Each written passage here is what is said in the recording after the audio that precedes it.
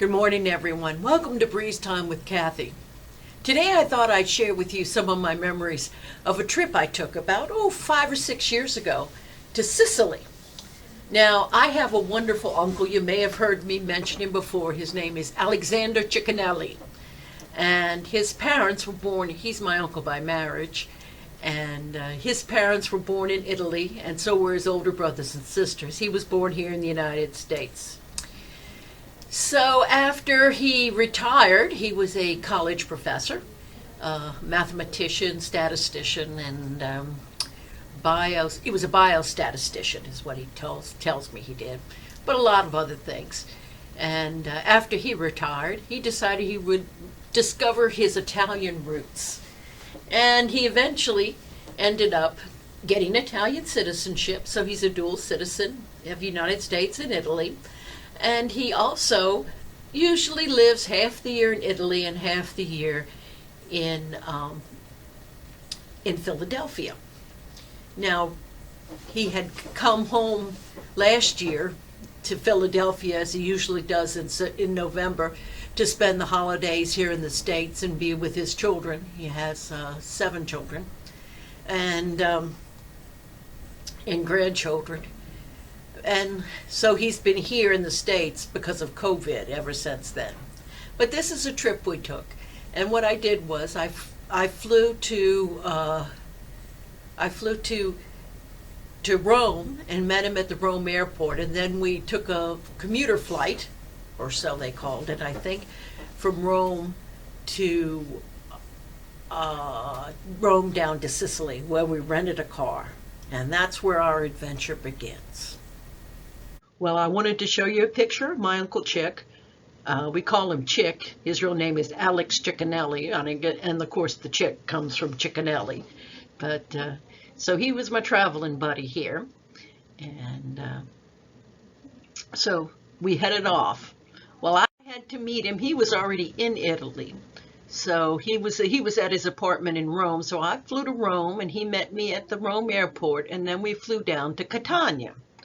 Now, this is a view out of the plane window as we flew into Catania. Catania was founded in the 8th century BC. So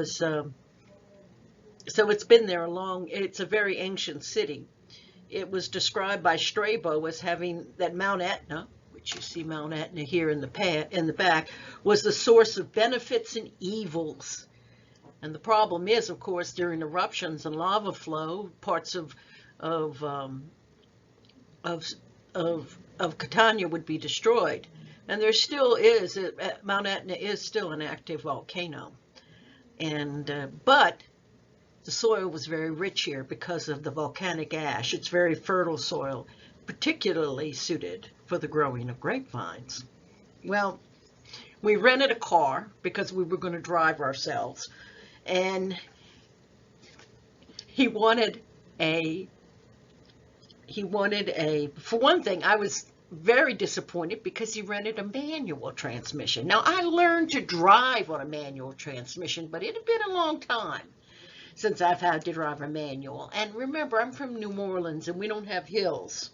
Sicily has some hills, but we'll talk about all that later. But the funny thing is he asked for one when we rented it, but they didn't have any. So he went to the local, this was 5 or 6 years ago, remember, whatever the equivalent of a Radio Shack is, and he bought a GPS.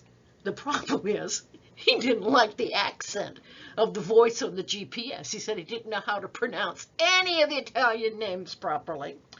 And so he changed it over to, so he took it, he went ahead and changed it over from Italian to English. And from English, rather, it didn't pronounce any of the Italian names properly. So then he changed it from the language from English to Italian, rather, and he didn't like the pronunciations any better. We used it for the trip, but as soon as he got back to Rome, he sold it to somebody who lived downstairs in his building.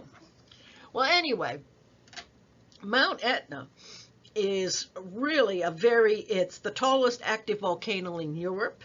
It's about 11,000 feet high. And the first thing we did was we went ahead, we were in Catania, we went and we drove up Mount Etna. It was quite beautiful. It really was. And we were driving up to the top of Mount Etna. And in Greek mythology, the deadly monster Typhoon was trapped under this mountain by Zeus, the god of sky and thunder, and also the forges of the blacksmith of the gods. And in Greece, that was Hephaestus, were said to be located under Mount Etna. And actually, the poet Virgil gives the first-hand description of an eruption of Mount Etna in the Aeneid. But Catania was absolutely a beautiful city. We got there in the evening, and we spent the night there. We were driving up Mount Etna, but remember, I told you I hadn't driven a manual transmission car in a long time. Well, we were in bumper-to-bumper traffic, and I started burning out the clutch. The car started smoking. It was a terrible mess, and this isn't a picture of our car, but this gives you an idea of the amount of smoke that it generated, because apparently I was riding the clutch, as I was trying to go uphill in a bumper-to-bumper traffic, and I hadn't done it in years. My father would have been appalled, because my father was a wonderful mechanic, and he made me learn on a standard transmission car, because he said, if you learn on a standard transmission car, you'll always know how. But if you learn on an automatic, you'll never be able to drive a standard. In other words, if you learn on a standard, you can drive an automatic. But if you learn on an automatic, you'll never drive a standard. Well, the car was smoking like crazy. I pulled over, and I saw a gas station. So we headed over there to pull in. And as I'm pulling in, the smoke's coming out of the car. The owner of the gas station waves me away. He doesn't want me anywhere near the pumps. He's afraid I'm going to blow his gas station up. So we pulled over, and they took a look at the car, and they checked it out, and we went ahead and continued on our way after whatever it was had cooled down. I'll tell you, it was a good thing that the guy at the gas station said, it's a good thing it's a rental car, because it's going to need a new clutch very soon. Unfortunately, because we went bumper to bumper, it was nighttime by the time we got to the top of Mount Etna. This is actually from a lava flow that has cooled off, this rock formation. I know it's not that impressive, but it was it's what I could see at night. And you could see a glow actually from the cone of the volcano, I guess where the lava and all was. But the city of Catania was laid out before us. It was absolutely spectacular. It was just so beautiful, and it was wonderful. I mean, what a great thing. We finally found our hotel, and we spent the night. In the morning, we got up and we drove from Catania down to Syracuse. Now, Syracuse, I'd always heard of the ancient city of Syracuse, the Greek city of Syracuse, but I had no idea where it was. Well, that's because it's not in Greece. It was in what was called Greater Greece, or Magna Graecia, and that was all the areas where in the Mediterranean that Greece had colonies, and one of those places was in Syracuse. Syracuse was founded in the year 734 BC by Greek settlers from Corinth and another city called Tenae, probably, and it is a wonderful city. It was actually formed on an island, and this is a picture of modern day Syracuse is the way they pronounce it now, Syracuse, and you can see that this is an island back here, and the ancient city is all in this section here. And so it was very well, it was relatively easy to protect, and it was large enough to sustain a good population. It was a great place for a seaport. It had a wonderful natural harbor, and it was quite impressive. Well, the most famous citizen, native of Syracuse, was probably of Syracuse, was Archimedes. Archimedes was born around 287 BC, and he died around 212 at the age of 75. So he had a long life. He was supposed to be related to the king of Syracuse. He was probably one of the finest mathematician, probably. Many people believe he was the finest mathematician in antiquity. And he was also an engineer and an inventor, a physicist, and an astronomer. And because, you see, his father, Phidias, was also an astronomer. Now, we don't know a whole lot about him, but we do know, we know a lot about the things he does, but a lot of his writings were lost. People talked about him a lot. Some of his writings were rediscovered. Actually, believe it or not, in the 1960s, they found in an ancient library, they found a copy of a manuscript and of one of his works. So, but he's famous for having said, "Give me a lever and a place to stand, and I can move the world." That's, if you've ever heard that phrase, that, my friends, was an Archimedes quote. He also invented the pulley. We've all seen pulleys. He invented that. And like the block and the tackle you see right here. He also invented the Archimedes screw. It's named for him. It basically takes water. What it does is, as you turn the spiral, the water is lifted up on each successive layer and comes out there. They're used all over the world even today. Archimedes screw is what it's called. And it's a way to move water. But probably he's most famous for the fact that King Hiero II was, he commissioned a crown to be made and supplied the man who made it with pure gold. It was probably something very similar to this, although it went completely around, we believe. And when he got it back, he wasn't sure.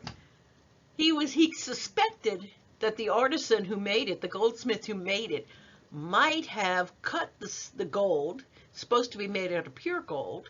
He might have added some silver to it, which would have stretched the gold further so that it would he could get it to weigh the same, but keep a little bit of the gold for himself and get an extra commission, I suppose, that way.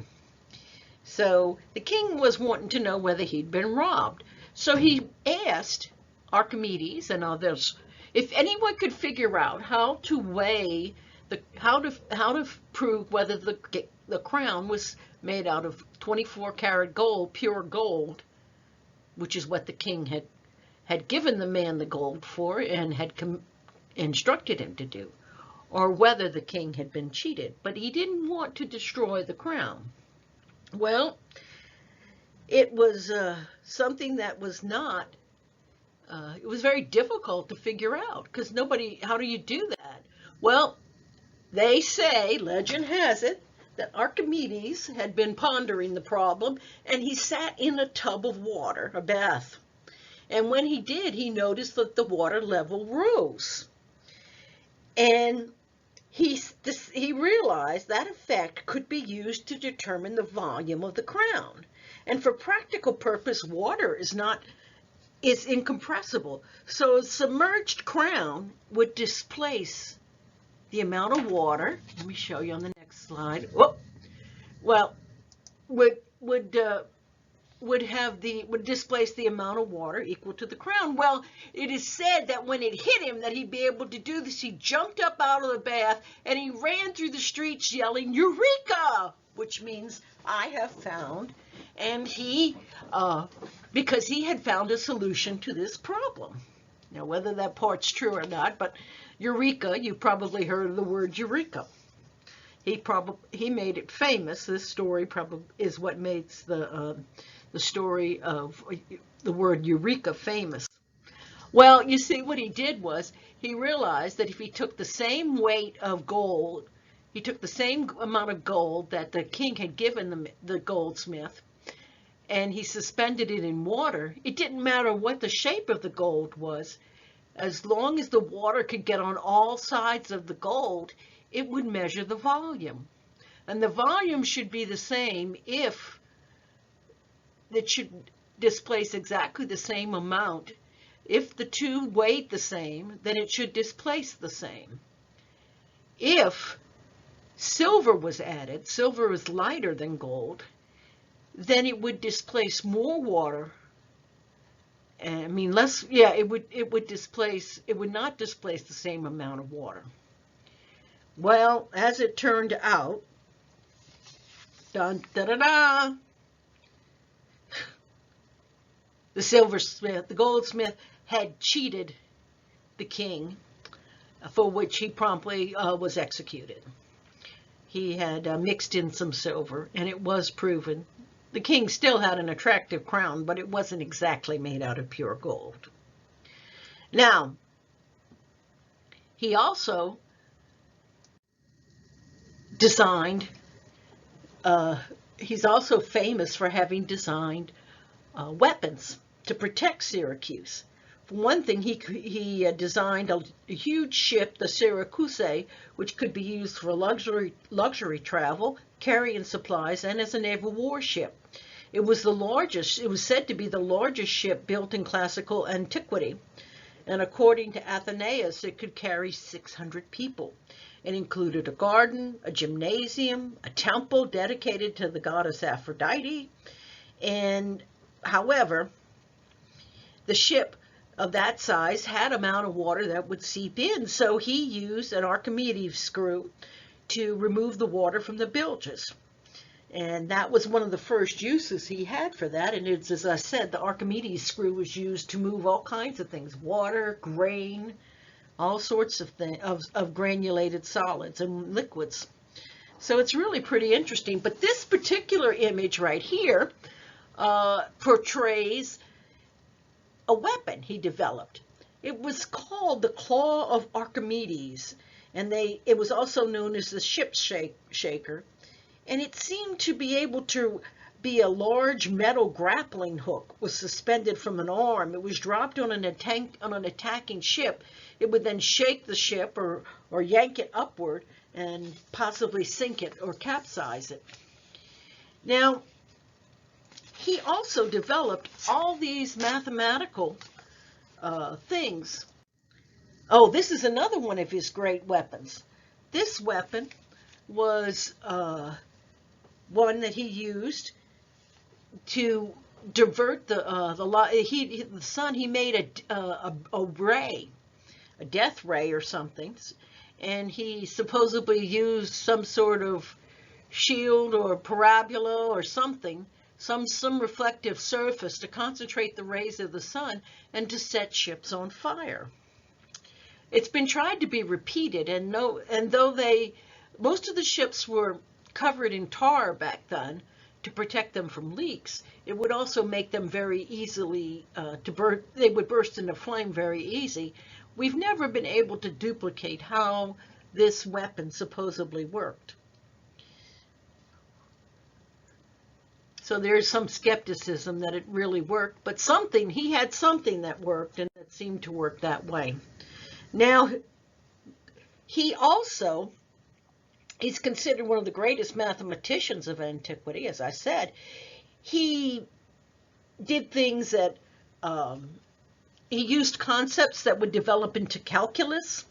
He figured out geometry, and he could measure the area of a circle. He calculated the approximate value of pi. He was able to find the surface, the volume of a sphere, and the area under a parabola. he got into using, he created an exponential system for expressing large numbers, which we still use something very similar today. He knew about hydrostatics and the lever and the screw pump, pulleys, all of this. And he was quite famous. Now, unfortunately, he died during the siege of Syracuse. What happened was it had been a 2-year siege, and finally, when the Romans broke through, despite the orders of the Roman general, because the Roman general had ordered that Archimedes should be taken alive, because even though at age 75 he was a genius, and they wanted the advantage of his weapons that had so successfully defended Syracuse. But during the siege, a Roman soldier killed him. It is said, legend has it, that he was sitting there working a mathematical problem in the dirt, and the Roman soldier came and told him to move, not knowing who he was, and he said no, that he wanted to finish the mathematical problem he was working on, and the Roman soldier killed him. Now, he made some very unusual devices in his time, and Cicero describes how the tomb of Archimedes had on top of it a sphere and a cylinder to represent his mathematical discoveries that he requested. A very interesting person, and Archimedes is one of kind of the neat people.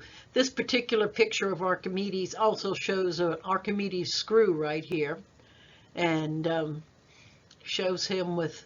He made gadgets that were probably based on clockwork type mechanisms, extremely advanced. We'd heard of that could predict the movements of the planets and the sun.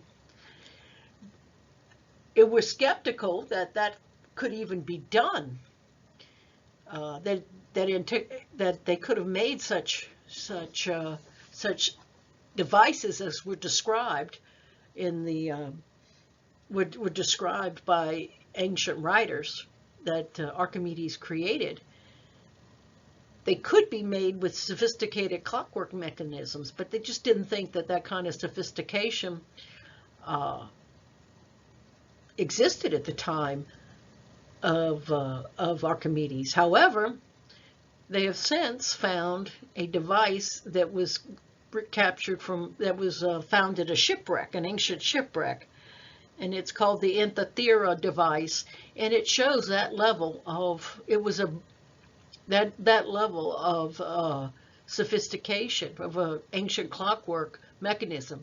That particular one was one that could predict the calendar. It accounted for leap year. It showed the position of the planets, and it was quite fascinating. As a matter of fact, there's speculation. It is said that the Roman general had taken several devices from Archimedes' house, and it's speculation that it is indeed one of those devices that went down on the ship as it was returning to Rome, that has since been found.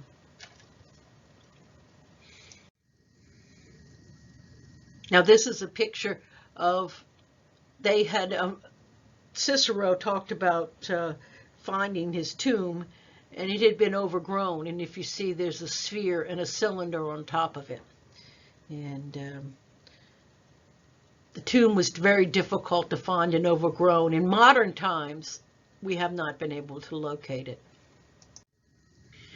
Now, this is part of the largest altar in ancient Greece. This was the platform for the largest altar. You see it goes this way, and then it goes all the way down.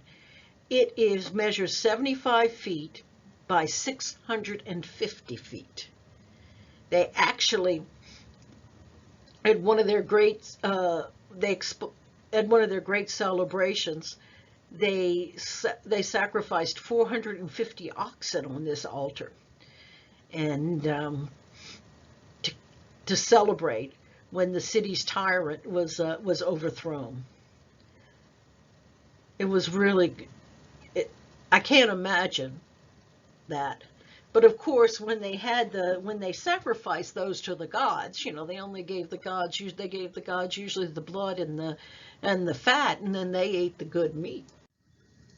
Now this is the ancient Greek theater.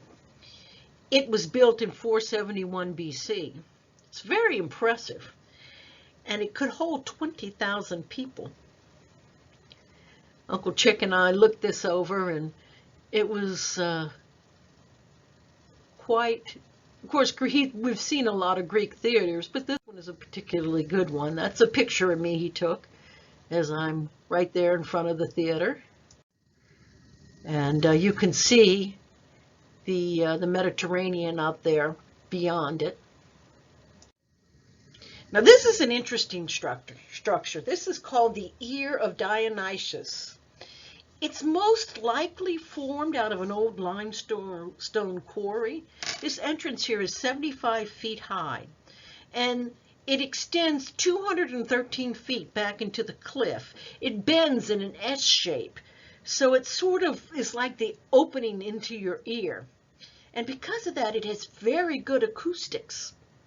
And even a small sound can resonate throughout the cave. They don't really know why it was dug, but or how it happened. It could be that it started off as a natural thing, a chasm, but it's hard to know whether this is there, and then was later modified. But in 1586, the painter Caravaggio painted it, and he refers to it as, he quotes a legend that it was used as a prison and for political dissidents. And because of its perfect acoustics, it was easy for them to eavesdrop on anything the captives had to say. It's hard to say whether it's now in modern times. Many geologists begin to suspect that perhaps most of it was formed as a slot canyon cut by rainwater runoff in prehistoric times. There are similar ones in the state of Utah, and the sides of it are so highly polished that it seems unlikely that they would have polished it and water would have done that. But it would have taken a lot of man hours to have done it in antiquity. So it is very interesting. And it was kind of neat to walk through it, and you really could. Everything echoed. Now, right here, well, there we are. That's Uncle Chick's bald head right there, as he heads into the cavern ahead of me. You can see how tall it is. And from where I'm standing, I could hear the person right up here, the leader of that tour group, speaking in a normal tone of voice. We went on into Syracuse, and this is the temple. These are the ruins of the Temple of Apollo right here. It was the most important Greek monument on this island. And one of the things that's so special about it was it dates to the beginning of the 6th century BC. And it has the most ancient Doric temple in all of Sicily. Now, Doric, see, these are some of the great columns, and the columns ran all the way around. And that also was very early. This is a Doric column. A Doric column has fluted sides, and it has it's actually the capital that decides what the classification of a column is. Doric columns are the most simple, and this is a Doric column. If it has a lot of hippocampus leaves carved in it, that could be a Corinthian column. But this is a Doric column. And because the Doric columns ran all the way around like this, it was really the earliest time that it runs on all sides, both on the outside and then again on an inner level. This is one of the earliest, it is the earliest example in Sicily, and one of the earliest examples in ancient Greece of the use of this particular style, which became the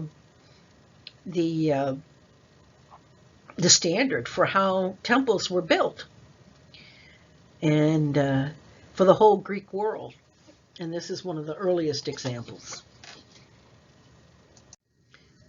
Here's Uncle Chick, and I think he's reading that sign there, and there's a good picture of that ancient Doric column. I mean, think about it. It's, what is that, about 2,600 years old? And it's right there. It's amazing. Well, Syracuse was a very interesting city. I really, really liked it. We walked up on this building, and as I walked, I just knew that it didn't make sense, okay? Because these are clearly Doric columns. Look at that. This is a Greek column, very open sides, but these windows, those aren't Greek. Those kind of openings are not Greek at all, but they're so much later. And so I just was trying to figure out what in the world that was. And as we came around the front of it, you see there's the columns down the side, and we realized it was the Duomo, or the cathedral of the city, and it's on the main square. Now the front is this Baroque, very elaborate Baroque front on this church, on this cathedral, and that was built in the 7th century. But what happened was it was built using the structure of the 5th century Temple of Athena. So here we have a temple that was a pagan temple in antiquity for 500 years before Christ, and then by the time that Christianity becomes legal in about 350 or so, it then by the year 400 or 100 AD, it is changed to a place of Christian worship. And then about a few hundred years later, they built this very fancy edifice on the front. And this is the inside of it. It had a sense of antiquity. Now here in the middle, it's not easy to see because they basically built this Romanesque middle section. But here along this outer aisle, you can see the ancient Doric columns of the Temple of Athena. And the floor is ancient also. I don't know whether it dates all the way back to the time of Athena, but of the Temple of Athena, but I think it does. Either that or it's very early Roman. Very impressive. Now this is a baptistry right here. Nicely done. Probably from the early, it was probably this device, they say, was probably adapted for use as a baptistry. That big stone urn. But the city was beautiful. This square has to be one of the nicest squares in all of Sicily. At least it was for me on my trip.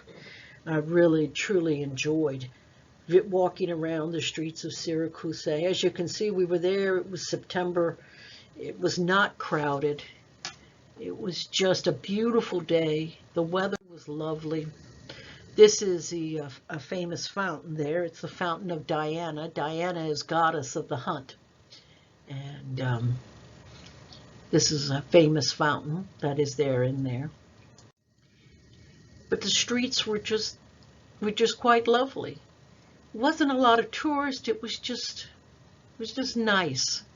It was so nice and laid back. It was so different from Rome. Oh, the food. These are some kind of sweets or something, and they're very, very good, and they're very, very fattening. But I really enjoyed the food in Syracuse. This is looking over the part of the harbor. As a matter of fact, Uncle Chick and I ate, I think it was at these tables right over here at that restaurant, or it could be right here. I'm not sure which. But it was we ate our evening meal here, and it was just lovely to look out over this beautiful natural harbor And to think of Archimedes and his weapons trying to defend it, and just the thousands of years of history. It it was lovely. Just just really a beautiful place. I didn't know Sicily would be so interesting, but there's so much more we did. This is Uncle Chick sitting in the car here. I think he's waiting for me to finish taking pictures so that we can go and eat. Um, Now, that's really only the first 2 days in Sicily, day and a half in Sicily. I have more to share. Well, I hope you enjoyed the first part of my trip to Sicily. I hope to continue it next week. And as Uncle Chick and I make our way across Sicily, and I'll tell you about it. We had a very good time. Until then, I hope everything continues to go well, and I look forward to telling you about the rest of my trip next week. Until then, God bless you.